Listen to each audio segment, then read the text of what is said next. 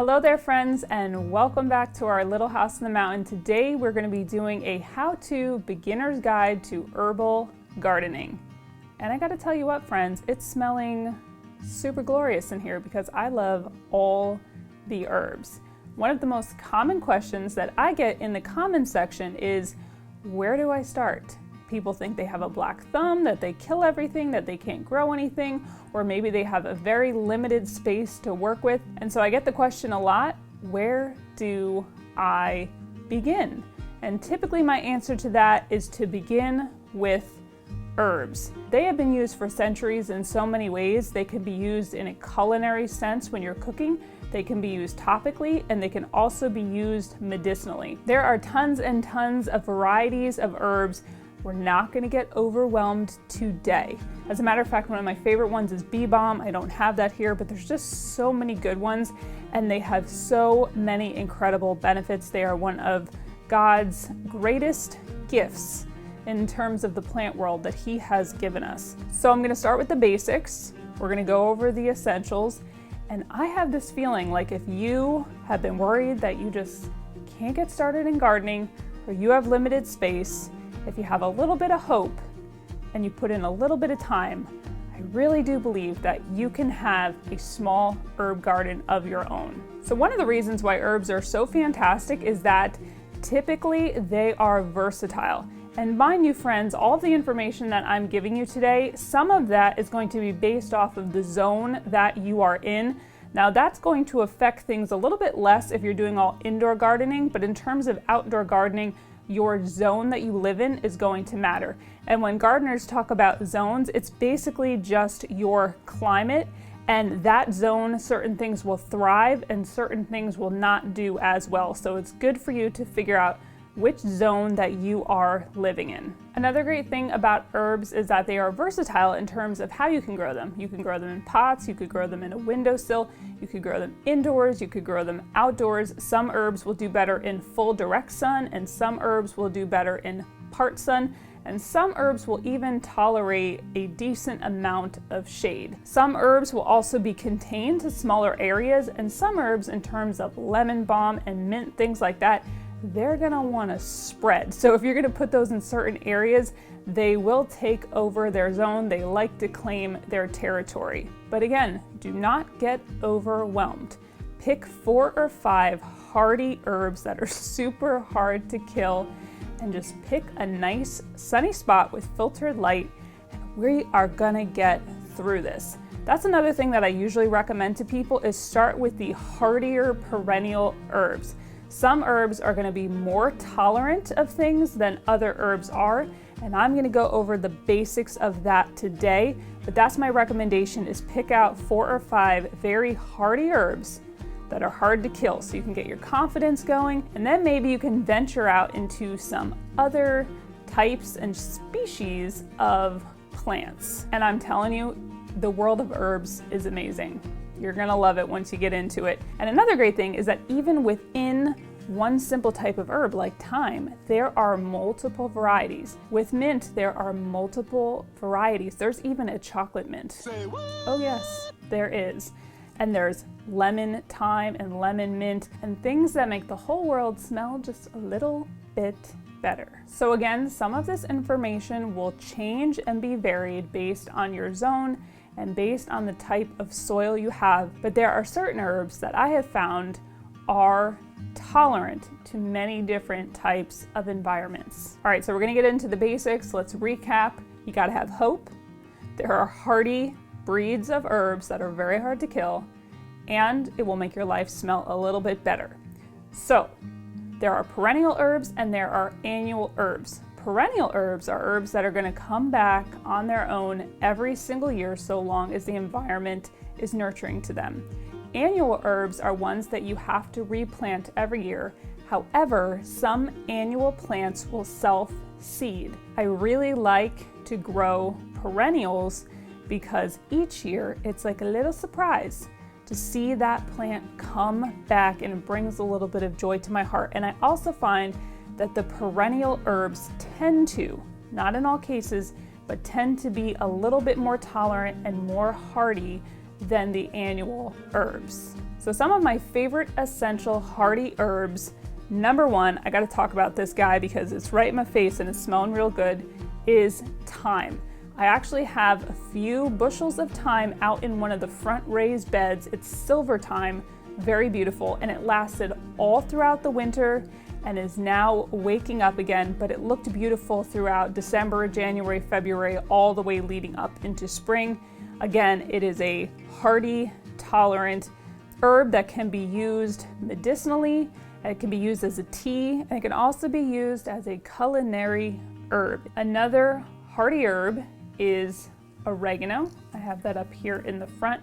Again, there are different types of varieties of oregano, but that is one that will come up by itself every year. I planted some in my dad's garden last year, and it lasted pretty well through the winter, and now it's starting to grow again. So another hardy herb that is perennial, that will come back year after year, and in some climates, again, will survive all winter, is rosemary, another herb that I love to use in a lot of cooking and is also medicinal in nature. And of course, I can't talk about hardy herbs without talking about mint and lemon balm.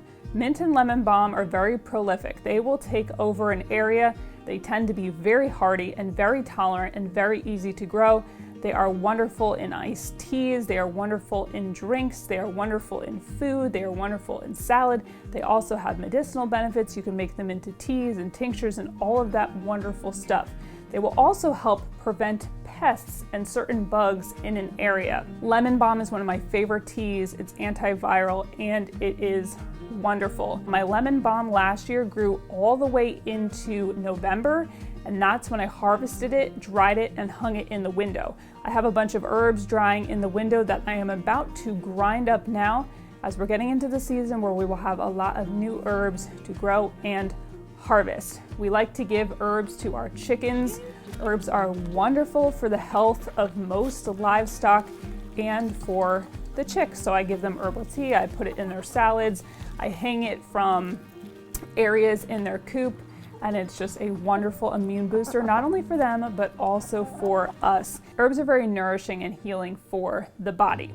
So some of the herbs that I would say fall in the middle in terms of being hardy and a little bit less hardy, one is going to be sage, again, another beautiful culinary herb. Parsley, there's two different varieties. I find that the curly parsley is a little bit more hardy than flat parsley. Another herb that is in between, in my opinion, hardy and a little bit less hardy is chives. Chives are wonderful in everything, dried in cream cheese, put in soups, put in eggs, delicious. That's always one that I like to have growing around in lots of different places. And aloe, I have some aloe over here on the side. Aloe can technically be considered an herb, and I always like to have aloe growing around. It's great for burns and all types of different skin issues. So aloe is always growing in my kitchen, and I have two big plants of it right now in the dining room. Now the two herbs that I love to use, there's a chicken laying an egg.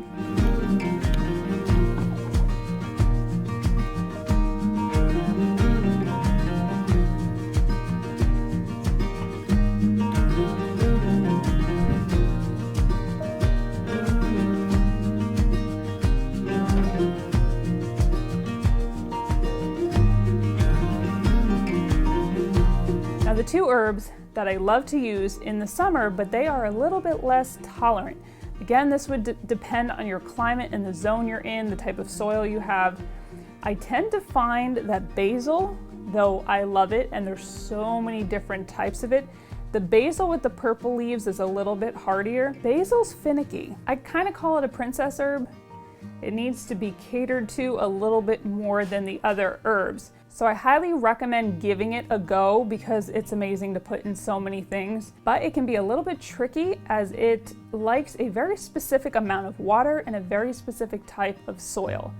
And the last one that some people really don't like at all and some people love is cilantro. I'm just gonna pick this one up because it's drooping in the front. I am one of those type of people that love cilantro. Some people, like my mama, she cannot stand cilantro. But cilantro, again, it's an annual herb just like basil, And cilantro, I believe, will self-seed. I will put this information for you, by the way, in the comment section pinned below.